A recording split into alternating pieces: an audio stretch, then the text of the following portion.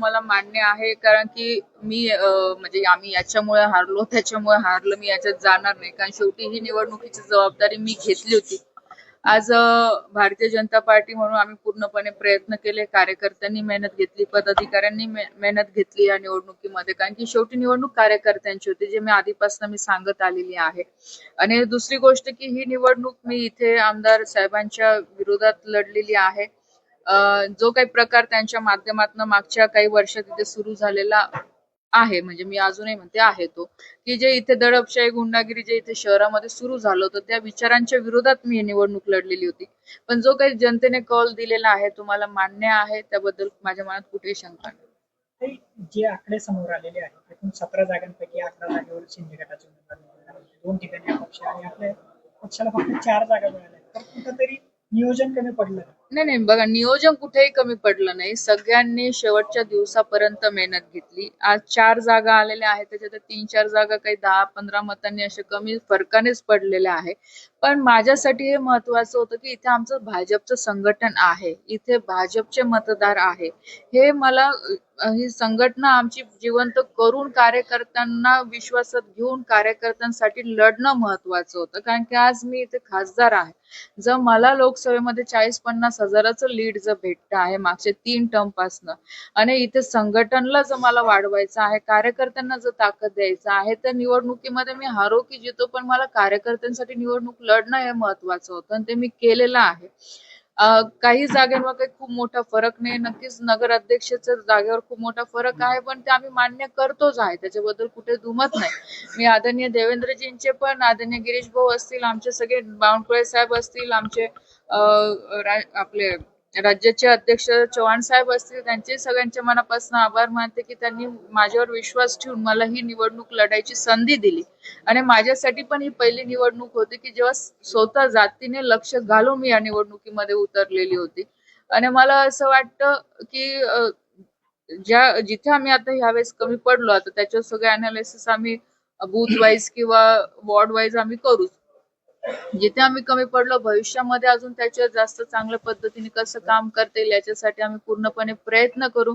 आणि मला असं वाटतं की जी काही परिस्थिती इथे शहरामध्ये या निवडणुकीच्या माध्यमातून झाली, आज भारतीय जनता पार्टी म्हणून आम्ही लढलो, ही आमच्यासाठी खूप मोठी गोष्ट होती आणि त्याबद्दल मला कुठे काही मनात शंका नाही. पक्ष नेतृत्वाने या ठिकाणी लक्ष घालावं अशी मागणी तुम्ही केली होती गिरीश भाऊंनी भुसावळच्या सभेत, तसं म्हटलं देखील होतं की आम्ही या ठिकाणी लक्ष घालू. कुठेतरी पक्ष नेतृत्व या ठिकाणी मदत करत नाही अशी देखील साशंकता होती, आधीपासूनच होती. स्पष्ट झालंय का? बघा, मी असं म्हणणार नाही. आता बघा, गिरीश भाऊ हे राज्याचे नेते आहेत, त्यांच्यावर बाकीच्या पण ठिकाणची जबाबदारी होती. त्यांचं फोनवर माझ्याशी बोलणं चालू होतं, ते कार्यालयाच्या उद्घाटनला पण येऊन गेले, कारण की शेवटी प्रत्येकाला पक्ष जबाबदारी देत असतो. प्रत्येक जण आणि मोठे नेते म्हटल्यानंतर त्यांना दुसऱ्या जिल्ह्यांची पण जबाबदारी होती, त्याच्यामुळे असं काही समजायचं कारण नाहीये. निवडणूक ही निवडणूक असते आणि जो काही जनतेने कौल दिलेला आहे तो आपल्याला मान्य करावा लागतो. जर तुम्ही जिंकतात तेव्हा जर तुम्ही ते स्वीकारतात, तर ऑफकोर्स हारल्यावरही ते स्वीकारलं पाहिजे, आणि ते मी स्वीकारलेलं आहे. पण मुक्ताईनगरमधली परिस्थिती जर अशी बघितली तर शिवसेना विरुद्ध भाजपा अशी लढत नसताना पाहायला मिळाली नाही, ती खडसे विरुद्ध पाटील अशी लढत पाहायला. असं कोण बोललं? असं चंद्रकांत पाटील बोलले. तुम्ही माझ्या भाषणात तेवढं पूर्ण निवडणूक झाली कधी ऐकलं का की मी असं बोलली की नाही ही निवडणूक खडसे विरुद्ध पाटील होती? मी आधीपासून हाच शब्द वापरलेला आहे की ही निवडणूक कार्यकर्त्यांची निवडणूक आहे. हे कार्यकर्त्यांसाठी मी या इलेक्शन मध्ये उभी आहे. ज्या प्रवृत्तीने इथे शिवसेनेचे लोक काम करत आहेत त्यांच्या विरोधात मी ही निवडणूक लढवते आहे. त्याच्यामुळे समजायचं कारणच नाही. ही निवडणूक त्यांनी तशी हे केली इथे लोकांपुढे, खडसे विरुद्ध पाटील. मी आधीपासून असं बोललेच नाही. माझं कोण इथं घरातलं सदस्य उभं होतं, पण माझ्यासाठी, संघटनेसाठी लढणं, कार्यकर्त्यांसाठी लढणं, भाजप म्हणून आज माझा पक्ष आहे, भाजप म्हणून मला पुढे माझ्या पक्षाला आणायचं आहे. त्यांनी त्यांच्यासाठी काम केलं, पण मलाही माझ्या पक्षासाठी तर काम करणं आहे ना. आणि त्या अनुषंगाने आज भाजपची कार्यकर्ता म्हणून, भाजपची पदाधिकारी म्हणून माझी जबाबदारी आहे की मला माझ्या पक्षासाठी लढायचं आहे, आणि ते लढलेली आहे मी.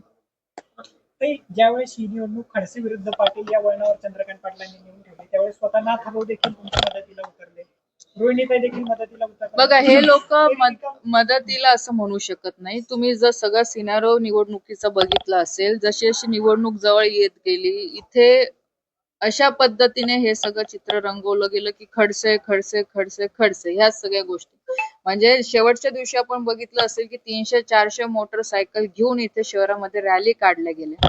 आज पूर्ण त्याचा एव्हिडन्स आहे की इथे भुसावळचे गुंड लोक आणले गेले. आज ते कॅमेऱ्यात कैद आहे, असं पण नाही की काहीतरी मी बोलते आहे म्हणून माझा तो स्वभावही नाही, जे आहे तेच मी बोले.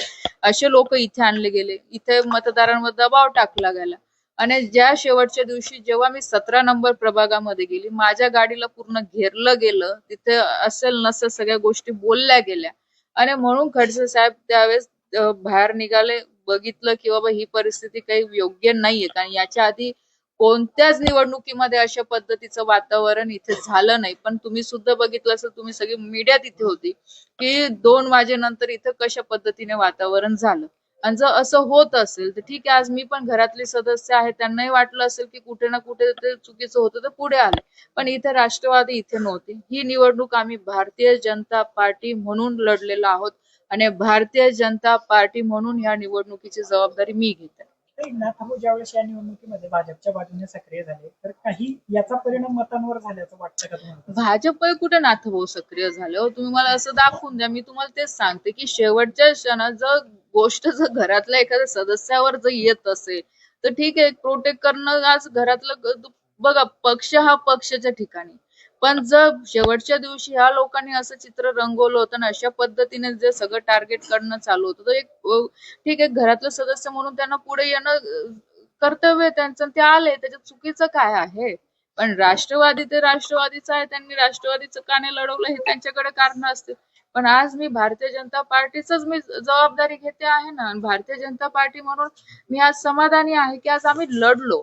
लढणं महत्वाचं होतं. माझं संघटन मला इथे वाढवायचं, आज माझा पक्ष मला वाढवायचा आहे आणि त्यासाठी आम्ही ते कार्य केलेलं आहे. आणि भविष्यामध्ये अजून आम्ही प्रयत्न करू की जिथे आता आम्ही कमी पडलेलो आहोत, अजून लोकांचा विश्वास आमच्यावर कसा वाढेल याच्यासाठी भविष्यात मी प्रयत्न करेन की जेणेकरून अजून भविष्यात आम्हाला विजय मिळेल. इथे मुक्ताईनगर पाठोपाठ वरणगावच्या निकालावर जर आपण नजर टाकली तर जे भाजपचे कार्यकर्ते होते त्यांनी बंडखोरी केली सुनील काळे, त्यांच्या विजयाची एक बातमी समोर येते. एकंदरीत तिकडे संजय सावकारे असतील, तुम्ही असतील, पक्ष नेतृत्व म्हणून तुमच्याकडे जबाबदारी होती, पण अपक्ष उमेदवार त्या ठिकाणी बाजी मारतो. म्हणजे त्यांनी देखील ज्यावेळेस बघा, बंडखोरी केली, तुमच्यावर आरोप केले भुसावळ आदरणीय संजू भाऊंवर जबाबदारी होती, कारण ते तिथले आमदार आहे, मंत्री आहे. नक्कीच तो माझा लोकसभेचाही मतदारसंघ येतो. मी पण तिथे प्रचाराला गेली होती. सुनील काळेंचा जो विषय आहे, त्यांचा सुरुवातीपासून माझ्यावर आरोप राहिलेला की मी तिकीट कापलेलं, जेव्हा की माझा कुठेही संबंध नव्हता. मी तिथे भाषणात पण सांगितलं की सुनील काळेने ज्या दिवशी माझ्या विरोधातला जो चुकीचा व्हिडिओ व्हायरल केला, त्या दिवशी सुनील काळे हा नक्कीच चांगला कार्यकर्ता होता भाजपचा, याच्याबद्दल कुठे शंका नाही. आम्ही त्याला तेवढंच जवळचं मानायचो. पण जो काही मधल्या काळात लोकसभेच्या वेळेस त्याने, मी कधी बोलली नाही पण आज बोलते, काही आम्ही जो काही प्रकार केला होता, नक्कीच त्या गोष्टीवर मी नाराज होती. कारण की जे जसं केलेलं होतं तसं कुठेही तसं काही नव्हतं. जर तसं असतं तर कदाचित मी आज इथपर्यंत पोहोचले नसते. पण ठीक आहे, मी असं पण ऐकलेलं आहे की त्यांना कोणीतरी करायला लावलं होतं. जे काय असेल नसेल त्या गोष्टी त्यांच्याकडे. पण त्या दिवसापासून मी सुनील काळे हा विषय सोडला. मी कधीही सुनील काळेबद्दल कधी बोलली नाही. त्यांना ते कसं माझ्याबद्दल वाटतं तो त्यांचा व्यक्तिगत विषय आहे. सुनील काळेला तिकीट द्या, सुनील काळेला तिकीट देऊ नका, या संदर्भातला माझं कोणाशी बोलणं झालेलं नाहीये. ना संजू भाऊशी झालं, ना गिरीश भाऊशी झालं. कारण की शेवटी तो त्यांचा मतदारसंघातला विषय, कारण की एक जळगाव जिल्ह्याची जबाबदारी संजू भाऊंकडे होती, तर ऑफकोर्स त्यांचा मतदारसंघ आहे. माझ्यापेक्षा जास्त त्यांना कळतं की तिकीट कोणाला दिलं पाहिजे, नाही दिलं पाहिजे. काही सामाजिक कॅल्क्युलेशन होते, ते वेगळे विषय होते. आणि त्यामुळे आज सुनील काळे काही म्हणत असेल, त्याला तथ्य नाही की मी मान्य करत नाही. त्यांना काय जे बोलायचं ते बोलू द्या, मी त्या विषयात जात नाही. कारण की माझा हा स्वभाव नाहीये. कारण प्रत्येकाचं मत आपलं आपलं विषय वेगळं असतं. त्यांनी त्यांच्या हिशोबाने चालावं आणि तिथला निकाल त्यांच्या बाजून लागला नाही लागला अजून ते मी बघितलं नाही. पण आज भारतीय जनता पार्टी म्हणून तिथे आज पक्षाने सगळे उमेदवार उभे केलेले होते आणि आता निकाल जो येईल तो आपल्या पुढे येईलच. काही तुम्ही म्हटले की गिरीश भाऊंवरती इतर जिल्ह्यांची देखील जबाबदारी होती, मात्र जर गिरीश भाऊ इथं आले असते, सभा घेतली असते, तर काही निकालावरती परिणाम झाला असता, सकारात्मक निकाल लागला. होऊ शकलं असतं. बघा आता शेवटी नेता हा नेता असतो, की नक्कीच ते आले असते तर फायदा होऊ पण शकला असतं असं आपण काही सांगू नाही शकत. बघा शेवटी हारल्यावर 100 कारणं बाहेर निघतील. जिंकल्यावर मग असंही झालं असतं, की बाबा की गिरीश भाऊ आले नाही तरी तुम्ही जिंकले असंही झालं असतं. असं काही नसतं. शेवटी निवडणूक आहे, जो जनतेने कौल दिला तो मान्य आहे. हार जीत आहेच, सगळीकडे आहेच. असं नाही की आज भाजप कुठे हारलेलं आहे, कुठे जिंकलेलं आहे आणि निवडणूक आहे. याच्यामध्ये म्हणजे मी तरी असं काही खूप म्हणजे ज्या पद्धतीने सगळे विचार करू लागले हारले म्हणजे काय, असं काही नाही. निवडणूक आहे, हार जीत चालू असते. आज नक्कीच मी माझ्या सगळ्या उमेदवारांचे पण मी आभार मानते की त्यांनी सुद्धा ताकदीने पूर्ण ही निवडणुकीला फेस केलं. कार्यकर्त्यांनी खूप चांगली मेहनत घेतली, पदाधिकाऱ्यांनी मेहनत घेतली. एन मुवमेंटवर आमचं ठरलं की भाजप म्हणून आम्ही लढायचं.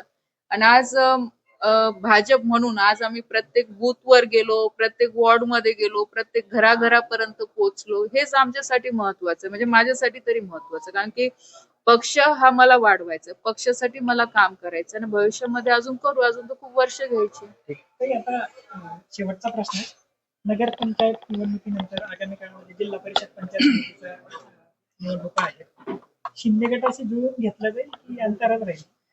बघा इथे आता इथली परिस्थिती वेगळी. मी तुम्हाला आधी सांगितलं की इथे चंद्रकांत पाटीलने आधीपासून हे कधीच सांगितलं नाही की आम्ही सेना भाजप सेना भाजप. त्यांनी तर आता मध्ये हा पण ट्रेंड आणला की ही खरी भाजप नाही, ही खोटी भाजप आहे, हाही ट्रेंड आणला. जेव्हा की असं नाहीये बघ, आम्ही पक्षासाठी काम करतो, आम्हालाही माहिती आहे ना असली भाजप आणि नकली भाजप तो त्यांचा विषय नाहीये. जर त्यांची तयारी नसेल तर ते जोडलं जाणारच नाही. कारण की चंद्रकांत पाटीलने हे कधी पक्ष म्हणून ह्या निवडणुकीकडे बघितलं नाही, व्यक्तिगत म्हणून या निवडणुकीकडे बघितलेलं आहे. आणि जर व्यक्तिगत म्हणून निवडणुकीकडे बघत असेल तर मला नाही वाटत की पुढच्या काळामध्ये पण ते जुळलं जाईल. कारण की जेव्हा तुम्ही पक्ष म्हणून बघणार आणि पक्ष म्हणून जर लढायचा विषय जर तुम्ही करणार तर कुठेतरी जुळले, म्हणजे सोबत येऊन काम करायचा विषय. पण जर व्यक्तिगत तुम्ही म्हणत असाल तर ते कधी शक्य नाहीये, एवढी मला खात्री आहे. आता बघू पुढे काय होतं ते.